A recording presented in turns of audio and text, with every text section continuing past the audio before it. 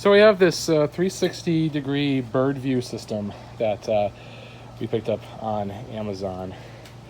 Set up on the bench here. I'm doing what we call in the electronics industry a roadkill, where you connect everything out on the bench first before installing it, so you can save yourself the debug hassle of running up into the ceiling to trace down a dead wire. So we'll find the dead wires here, see how it goes. So the way the thing works is there's a computer here, and I use that term loosely. This is like a little DSP or something like that, and it's got a front camera, left, rear, and right.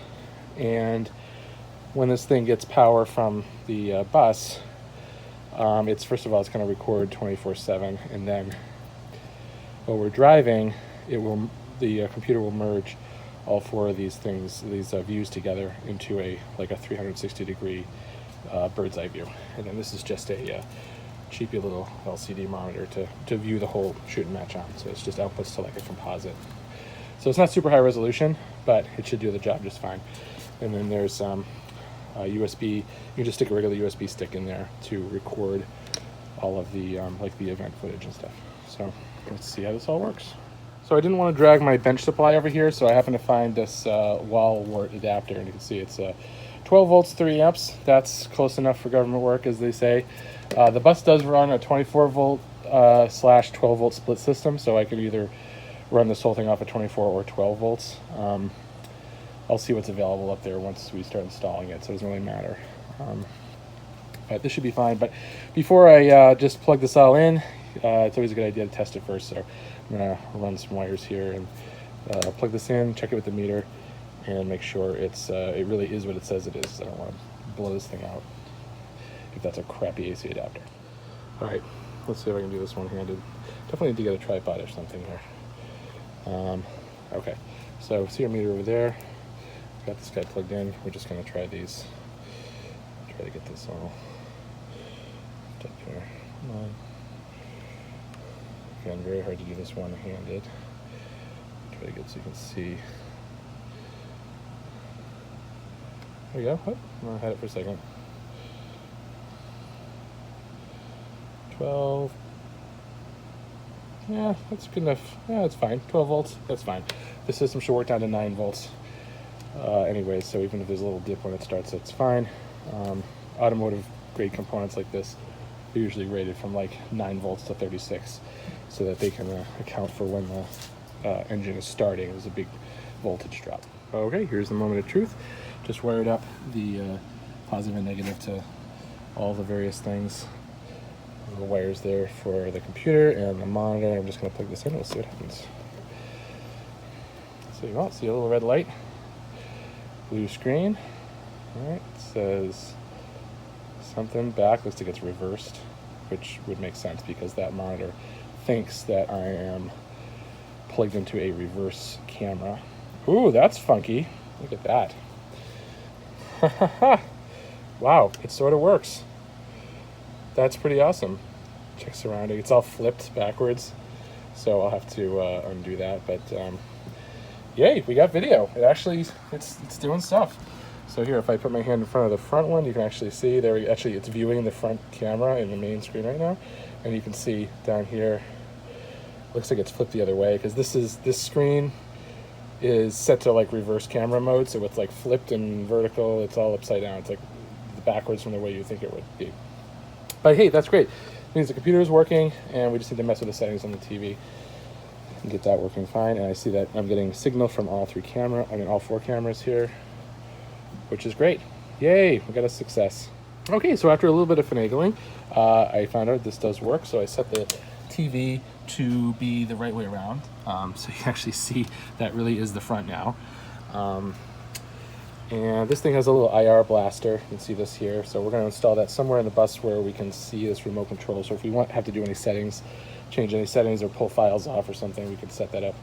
Let me show you some of this here. So if we go into menu, you can record a file or do the calibration. So we're going to do that in a parking lot. These systems all come with like a checkered mat that allows you to calibrate the cameras against the side of the vehicle, right? So that it does some math inside to know what the distortion has to be to get it to be 360 degrees. So we'll do that once we're out in the parking lot ready to go, and you can do other settings in here as well. But other than that, it's pretty basic.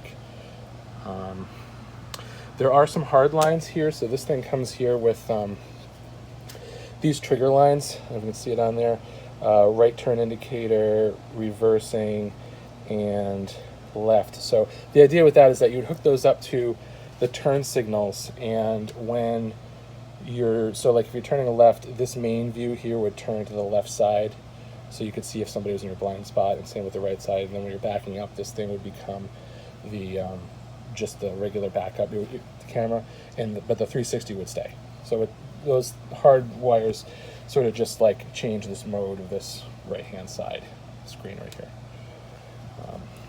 So yeah, I'm satisfied with that. Looks like it's straight up. The only thing I'm going to try here is I'm going to power it down, and I'm going to power it back up and make sure that it comes back up in the same state that I set it.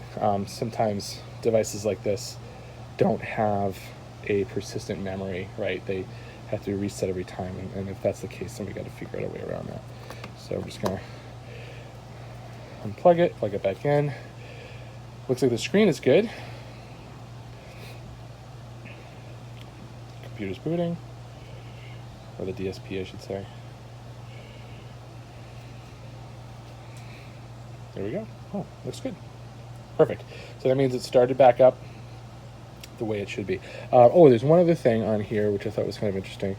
There's another hard line here, which is the trigger wire. So I think what this does, I have to test this out, but I think what this does is that, whoops, I just took the power off by mistake.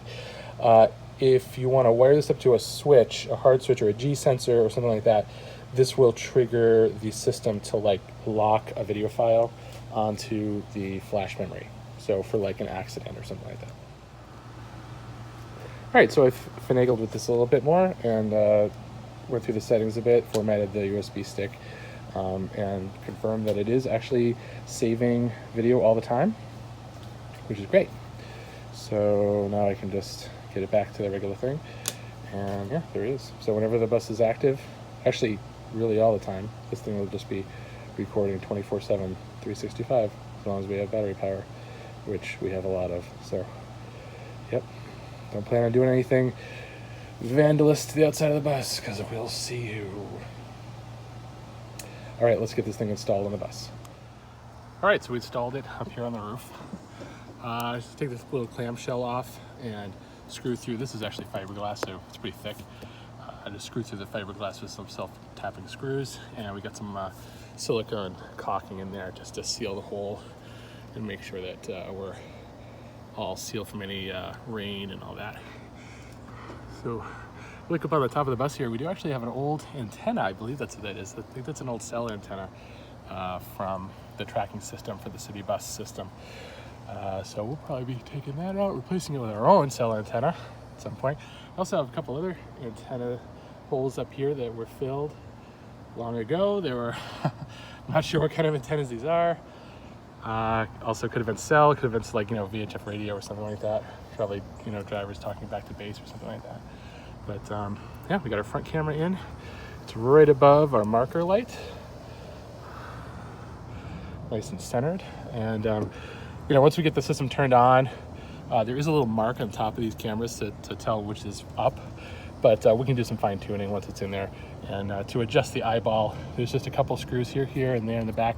You can loosen those up and just move the eyeball around a little bit, and then when you screw them back down, it tightens the eyeball where it's supposed to be. So there we go. Here we are back inside the cab of the bus, and we look overhead.